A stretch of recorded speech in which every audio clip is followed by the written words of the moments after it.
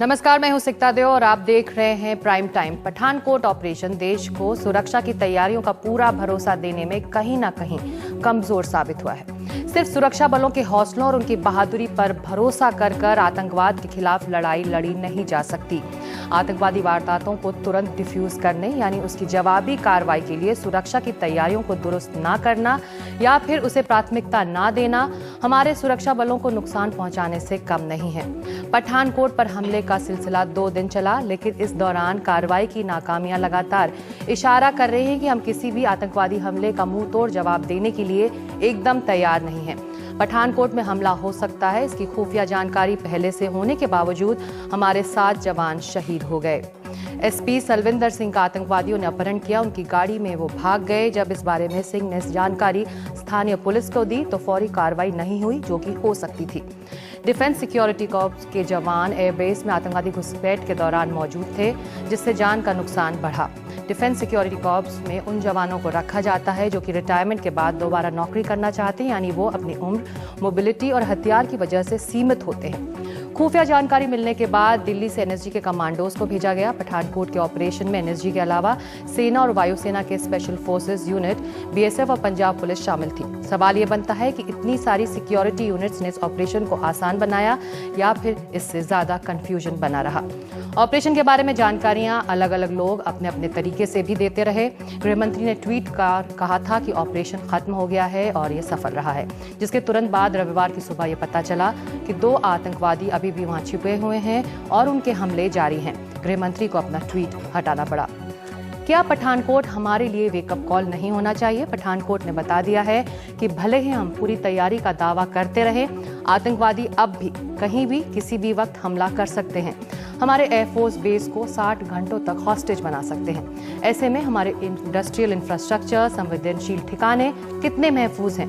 पठानकोट का सबक क्या ये हो सकता है कि सुरक्षा बलों की बुनियादी तैयारी, उनकी ट्रेनिंग पर फिर से विचार हो, सुरक्षा और खुफिया एजेंसियों और सुरक्षा बलों के बीच का तालमेल पहले से बेहतर किया जाए, क्योंकि भारत के खिलाफ हाल के आतंकवादी हमले ये साफ कर रहे हैं कि आने वाले दिनों में भारत के लिए रास्ता मुश्किल ही होगा। पठानकोट से लेकर अफगानिस्तान के मज़ार शरीफ में हुआ हमला इसकी ओर इशारा कर रहा है। तो आज का प्राइम टाइम शुरू करते मेरे साथ एक खास पैनल सी उदय भास्कर, निदेशक हैं सोसाइटी फॉर पॉलिसी स्टडीज के, सुशांत सरीन रक्षा विशेषज्ञ, शेखर गुप्ता वरिष्ठ पत्रकार कुछ ही पलों में हमारे साथ होंगे, और साथ ही मनोज जोशी वरिष्ठ पत्रकार हैं। और आप सभी लोगों का स्वागत है। सुशांत सरीन, अगर मैं आपसे शुरू करूं, आज जब रक्षा मंत्री ये कहते हैं कि 1 जवान कॉम्बैट में मारा गया, 5 बैड लक से मारे गए, उसके बावजूद इस बैड लक का नुकसान जान के बदले इस नुकसान जान गई है इसमें, तो ऐसे में क्या हम पूरे ऑपरेशन को सक्सेसफुल मान सकते हैं? देखिए, ऑपरेशन सक्सेसफुल यहाँ तक तो था कि जिस तरीके के नुकसान की आशंका थी वो नुकसान नहीं हुआ, और आपने अपना समय लेकर के के सारे आतंकवादियों को ढेर कर दिया।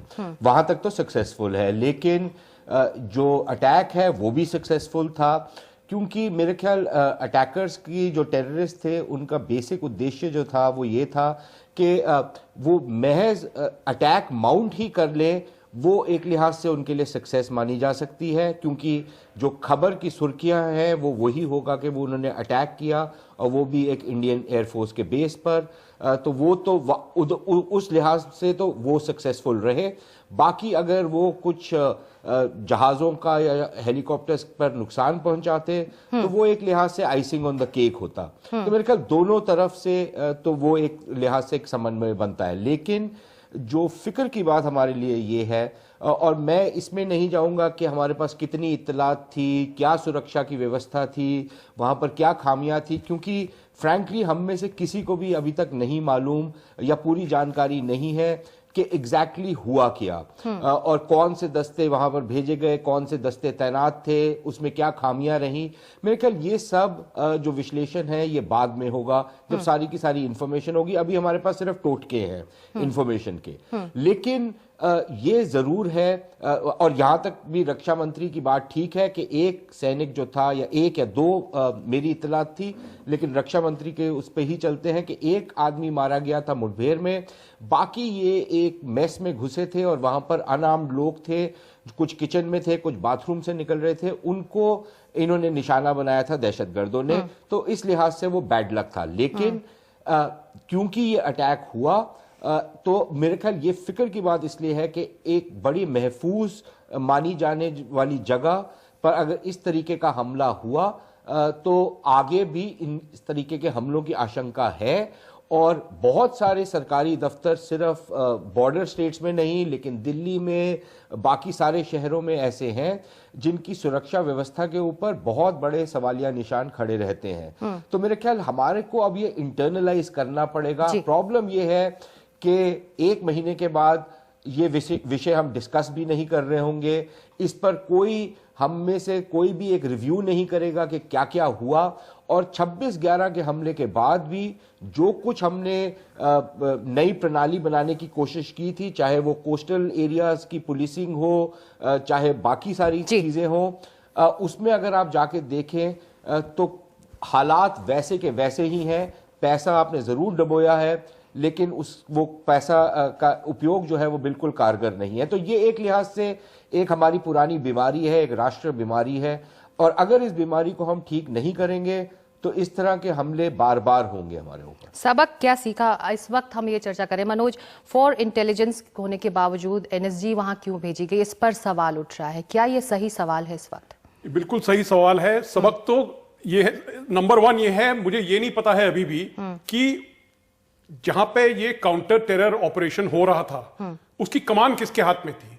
क्या डोवाल साहब के हाथ में दिल्ली में थी, या वेस्टर्न एयरफोर्स कमांडर को भेजा गया था, एयर मार्शल देव को फ्राइडे की रात शाम को भेजा गया था, क्या उनके हाथ में कमान थी, क्या बेस कमांडर के हाथ में कमान थी, क्या फौज के या पंजाब पुलिस के? एक तो कमान आपकी सही साफ नहीं थी, दूसरी तरह से वहां पे पूरे इलाके में सैकड़ों बटालियन हैं, जो कि क्योंकि वो बहुत ही एक सेंसिटिव इलाका है, सबसे बड़ा कैंटोनमेंट है पठानकोट में, आप वहां से आप आर्मी आपके पास आ सकती थी फ्राइडे की शाम को, शुक्र की शाम को आप वहां पे आर्मी तैनात कर सकते थे। फिर भी आपने ये उचित समझा कि आप एनएसजी भेजें, जो कि एनएसजी एक काउंटर हाईजैक फोर्स है, या काउंटर अर्बन एरियाज में ज्यादातर तैनात की जाती है। जहां तक कि आर्मी जो वहां पे तैनात है उसको काउंटर इंसर्जी में सबको जो है अनुभव है, जितनी भी इंडियन आर्मी की बटालियंस हैं सब जो है अनुभवी हैं counter terror operation, counter insurgency operations में। उनको इस्तेमाल नहीं किया गया।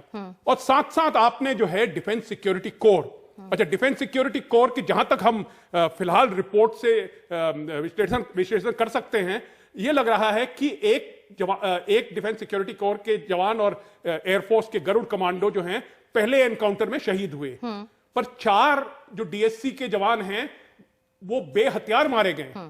इसका मतलब कि आतंकवादियों ने अंदर उनके मेस के पास, जहां तक उनका मेस है, वहां पे पहुंच गए थे। तो ये सवाल बिल्कुल लाजिम है कि आप किस तरह से, अगर आप कहते हैं कि सक्सेस है, तो आप उसको कैसे उसकी तुलना करते हैं। आप कहते हैं कि वो हवाई जहाज तक नहीं पहुंच पाए, जो हमारे स्ट्रेटेजिक एसेट्स पे नहीं पहुंच पाए, पर अगर रक्षा मंत्री कहते हैं कि 5 जवान शहीद इसलिए हो गए कि उनकी किस्मत खराब थी, तो मैं समझता हूं कि ये बहुत ही एक गंभीर मामला है। मैं समझता हूं कि कमीशन ऑफ इंक्वायरी होनी चाहिए और उसके बाद जो है उसकी रिपोर्ट जो है वो सार्वजनिक होनी चाहिए, ताकि ये पता लगे कि आखिर में ये इतनी कमियां जो हैं, एक इंटेलिजेंस आपको मिली है पहले से, आप उसका सही इस्तेमाल नहीं कर पाए, फिर आप ऑपरेशन ठीक तरह से नहीं चला पाए वहां पे, तो मैं समझता हूं कि इसकी जरूर जो है एक हाई लेवल इंक्वायरी होनी चाहिए और उसको इंक्वायरी को जो है कारगिल इंक्वायरी कमीशन के जैसे सार्वजनिक करना चाहिए। 7 लोग शहीद हुए हैं इस पूरे मामले में, लेकिन अब जैसे कि सुशांत कह रहे हैं कि प्लानिंग थी, लेकिन कहीं ना कहीं चूक हुई, और मनोज नहीं मान रहे कि चूक हुई है प्लानिंग में। तो क्या हम ये माने कि ये प्लानिंग में चूक थी कि प्लानिंग के अमल में, उसको प्रैक्टिकल बनाने में चूक हो गई? मैं कहूंगा कि इसमें 3 मुद्दे हैं जिनको हम रेखांकित कर सकते हैं, जहां पे कमियां थी और ढांचे में हमको किस प्रकार का बदलाव लाना चाहिए। सबसे पहले हमारी जो इंटेलिजेंस गैदरिंग और इंटेलिजेंस को सही लोगों के पास पहुंचाना, और उसको शब्दकोश में कहते हैं एक्शनेबल इंटेलिजेंस। इसकी कमी हमने कारगिल में सबसे पहले महसूस किया था 99 की समय। पर यहाँ तो फॉर इंटेलिजेंस थी। तो इंटेलिजेंस रिपोर्ट्स आपके पास आए थे। अभी कहा जा रहा है कि पंजाब पुलिस ने एक हफ्ता पहले इस प्रकार की चेतावनी उन्होंने दी कि पंजाब के अंदर मिलिट्री इंस्टॉलेशंस के ऊपर हमला हो सकता है। उसके बाद तुरंत 24 घंटे पहले पंजाब के पुलिस के अधिकारी का गाड़ी का जो अपहरण हुआ था, साथ साथ सलविंदर सिंह साहब ने जो भी बताया है वो भी उन्होंने अपने कमांड एंड कंट्रोल को बताया है। तो अर्थात ये कि इस प्रकार के इंटेलिजेंस या इंफॉर्मेशन मिलने के बावजूद हम उस प्रकार का तैयारी नहीं कर पाए, चाहे पठानकोट में हो या बाकी पंजाब के अंदर जो भी मिलिट्री इंस्टॉलेशन थी। तो मेरा व्यक्तिगत राय यह है कि भारत की ये एक संस्थानिक कमी है। जैसे मैं कह रहा था, कारगिल में भी हुआ था, मुंबई के हादसे में भी हुआ था, और अभी हम पठानकोट में भी देख रहे हैं।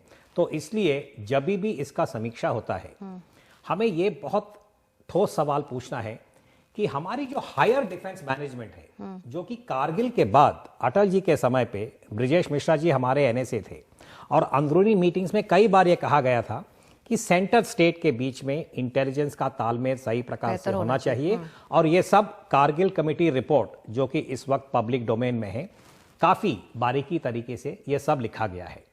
परंतु हुकूमत जो है, वाजपेयी जी नहीं कर पाए, यूपीए 1 नहीं कर पाई, यूपीए 2 नहीं कर पाई, मुंबई का हादसा आप क्या हुआ। मानते हैं कि या दिल्ली से इसको एक माइक्रो मैनेज करने की कोशिश थी, जिसकी वजह से दूसरे जितना पॉइंट जान में का मैं आ रहा हूं नुकसान कि हुआ है? ऑपरेशन जिस प्रकार से उन्होंने चलाया था, इसकी सबसे बड़ी कमी ये थी, मेरा पर्सनल व्यू ये है कि हमने एक single point command and control को स्थापित नहीं किया, और लग रहा था कि दिल्ली से इसको एक प्रकार से माइक्रो मैनेजमेंट करने की कोशिश थी। और उसकी वजह से, जैसे आपने अपने रिपोर्ट में कहा, पहले 24 घंटों में इस प्रकार की धारणा थी कि ऑपरेशन खत्म हो गया, और गृह मंत्री महोदय ने एक ट्वीट भी कर दिया।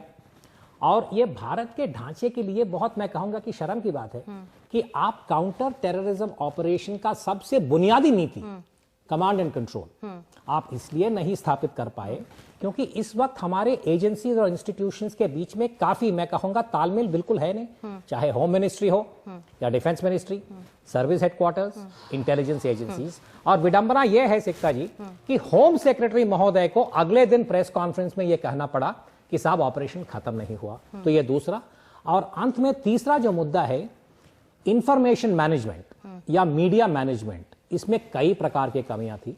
इसलिए आप बहुत ही जल्दी एक मीडिया का कंट्रोल सेंटर बना सकते थे। यह भी हमने मुंबई के हादसे के बाद सीखा था। तो अर्थात ये भारत की जो सामरिक संस्कृति है, शायद हमें उसके ऊपर काफी गंभीर तरीके से सोच विचार करना चाहिए।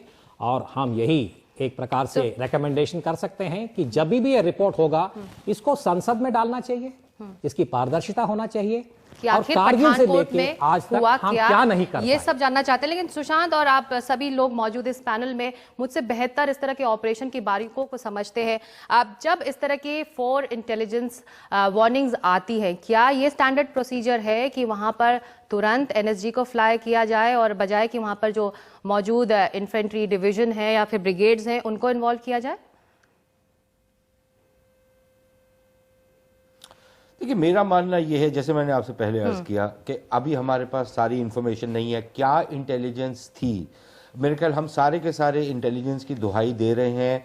कितनी पुख्ता इंटेलिजेंस थी? अब जो पत्रकार लिख रहे हैं कि बहुत इंटेलिजेंस थी, वो किस लेवल की थी, कितनी स्पेसिफिक थी, उनका सोर्स क्या है जो ये आपको बता रहा है कि इंटेलिजेंस थी? और अक्सर हमने देखा है जब इस तरह के हादसे होते हैं तो सारे के सारे जो विभाग होते हैं सरकार के, उनका पहला रिएक्शन ये होता है कि यार हम बोलें कि हमने तो सब कुछ अपनी तरफ से कर दिया था, बाकियों की गलती है। मैं कहा ये भी हमने अक्सर देखा है। अब जो उदय भास्कर जी कह रहे थे और जो मनोज भी कह रहे थे, वो सारी बातें में अपनी तरफ सच्चाई है और उनकी अपनी एक अहमियत है। और वो सारे सुझाव भी लेने चाहिए कि कमीशन ऑफ इंक्वायरी होनी चाहिए, तमाम जो खामियां हैं उनको देखना चाहिए और उनको पर्दे के पीछे छुपाने की कोशिश नहीं करनी चाहिए, क्योंकि हम जब भी ये करते हैं तो फिर हम गलतियों को बार बार दोहराते हैं। नंबर 1। नंबर 2, कि जो भी प्रोसीजर्स बनते हैं, जैसे फौज में होता है कि उनकी कॉन्स्टेंटली उनकी इवैल्यूएशन होती है, उसका रिव्यू होता है, वो भी होते रहना चाहिए, उनको टेस्ट करते रहना चाहिए। लेकिन इसके बाद अभी हम जो ये सारी बातें कर रहे हैं कि एनएसजी को क्यों भेजा गया, मेरे ख्याल ये जिन्होंने भेजा वो बेहतर बता पाएंगे। और हम तीनों लोगों से ज्यादा मेरे ख्याल जो राष्ट्रीय सुरक्षा सलाहकार हैं भारत के, उनको इसका ज्यादा एक्सपीरियंस है कि किस तरीके की फोर्स या इस तरीके का अगर एक हालात पैदा हो रहे हैं या होने की आशंका है तो उसमें क्या करने की जरूरत है। तो उनकी कुछ सोच विचार जरूर होगा जिसके तई उन्होंने इनको भेजा वहां पर।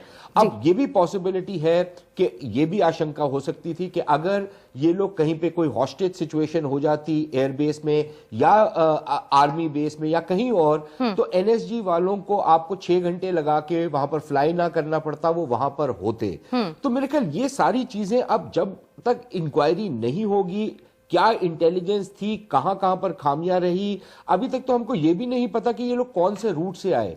उस पर भी हम अटकलें ही लगा रहे हैं कि क्या ये वही रूट था जहां पर गुरदासपुर में पहले से हुआ। ये जरूर बात है कि ये गुरदासपुर से हमको सबक ये लेना चाहिए था कि पंजाब अब पाकिस्तान और पाकिस्तान के जो दहशतगर्द हैं उनके निशाने पर है और पंजाब में मुसलसल इस तरीके के अटैक्स होने की आशंका है। तो उसके लिए हमारे को दोबारा से अपनी जो सिक्योरिटी ग्रिड है पंजाब में उसको पुख्ता करना पड़ेगा। शायद जम्मू कश्मीर में इस तरीके का हमला करना इतना आसान ना हो, क्योंकि वहां पर जो फोर्सेस हैं उनको एक लिहाज से एक आदत है, वो एक कांस्टेंट अलर्ट पे रहते हैं, जो शायद पंजाब में नहीं है। और इसलिए पंजाब एक लिहाज से सॉफ्ट टारगेट है। बेशक वो एक हार्ड टारगेट हो कि एक मिलिट्री बेस हो, वहां पर भी एक तरीके से वो सॉफ्ट टारगेट ही होता है, क्योंकि एक लैक्सिटी आ जाती है। आप उस तरीके की जो अलर्टनेस होती है सिक्योरिटी के लिए वो नहीं होती। तीसरी चीज और सबसे अहम कि अगर इतना बड़ा आपका एयरबेस है और अगर आपको थोड़ी सी भी आशंका है कि एयरबेस के ऊपर या एयरपोर्ट के ऊपर या मिलिट्री कैंटोनमेंट के ऊपर कहीं से हमला हो सकता है, तो फिर आपको जो आप हर चप्पे चप्पे पे एक आदमी नहीं खड़ा कर सकते, वो प्रैक्टिकल बात नहीं है। तो आपको फिर टेक्निकल और अदर मींस के साथ पेरिमीटर सिक्योरिटी को इंश्योर करना पड़ेगा और उस पर शायद आप तवज्जो देने की बहुत जरूरत है। जी, अब इस पूरे वारदात का शेखर अब असर पड़ता है भारत पाकिस्तान के रिश्तों पर। क्या हम ये कहें कि हम वहां उस दोराहे पर आके खड़े हो गए हैं जो वहां मुंबई हमलों के बाद खड़े थे? नहीं, देखिए, ये कहना ठीक नहीं होगा, क्योंकि मुंबई हमले एक बड़े अलग सिचुएशन में हुए थे, क्योंकि तब पाकिस्तान में भी बहुत तब्दीली हो रही थी, क्योंकि जनरल मुशर्रफ का एक फेज था, उसके बाद सिविलियन सरकार आई थी, बीच में बेनजीर भुट्टो चली गई थी। तो उस समय पाकिस्तान की जो आर्मी थी वो स्पेस के लिए वहां पे बहुत बेताब थी और उन्होंने फिर वो 26/11 को दोबारा से अपनी इज्जत को रिगेन करने के लिए तभी उन्होंने वो ड्रामा किया कि अपने शहरों के ऊपर अपने फाइटर प्लेन उड़ा दिए डराने के लिए लोगों को कि इंडिया से अटैक होने वाला है। हालांकि कुछ ऐसा होने वाला नहीं था। तो वो एक अलग बिल्कुल बात थी और उसका एक्सटेंट भी अलग था। मैं कहूँगा कि देखिए, मेरा लॉजिक यहाँ उल्टा है और उल्टा ये है कि अगर लाहौर बस पे वाजपेयी नहीं गए होते तो कारगिल में जो लड़ाई हुई उसको कारगिल तक लिमिट करना संभव नहीं रहता, क्योंकि लाहौर में बात कुछ हो गई थी, एक इक्वेशन बन गई थी। इसलिए कारगिल में जब लड़ाई होती रही तब भी बैक चैनल चलता रहा नवाज शरीफ का और वाजपेयी का। और अभी भी मैं समझता हूं कि ये, क्योंकि अभी जो लाहौर में मीटिंग हुई है उससे कुछ ऐसी सिचुएशन क्रिएट हुई है जिसमें अब दोनों साइड आपस में बात कर रही है। तो ये 26/11 वाली 26/11 वाली बात बिल्कुल नहीं है। ये एक सीरियस इशू है, एक सीरियस इंसिडेंट है और पाकिस्तान से अभी कहीं डिनायलिज्म शुरू हो जाए तो अलग बात है, लेकिन अभी तक क्योंकि डिनायलिज्म नहीं हुआ है।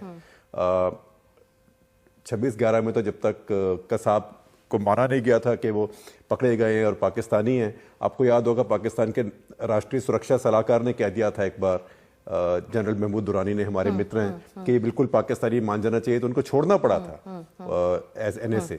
तो अब इस समय वो स्थिति नहीं है। तो अब मैं कहूँगा इस स्थिति को ध्यान से देखना है और पाकिस्तान क्या करता है इस पे नजर रखनी है। पर क्या इस वक्त प्रधानमंत्री मोदी की जो पाकिस्तान नीति है, जो पाकिस्तान पॉलिसी जो उनकी इस वक्त चल रही है, उसमें बदलाव देख रहे हैं इसके बाद, या जिस तरह से विपक्ष इतना हंगामा मचा रहा है? देखिए, एक सेटबैक, विपक्ष तो हंगामा मचाता ही है। जब पहले कांग्रेस सत्ता में थी तो बीजेपी ऐसे भाषा वही हो जाती, ऐसे हंगामा मचाती थी। आप ना भूलिए कि जब बंबई में मुकाबला चल रहा था आतंकवादियों के साथ, तो नरेंद्र मोदी तो स्वयं पहुंच गए थे ओबराय होटल के बाहर में।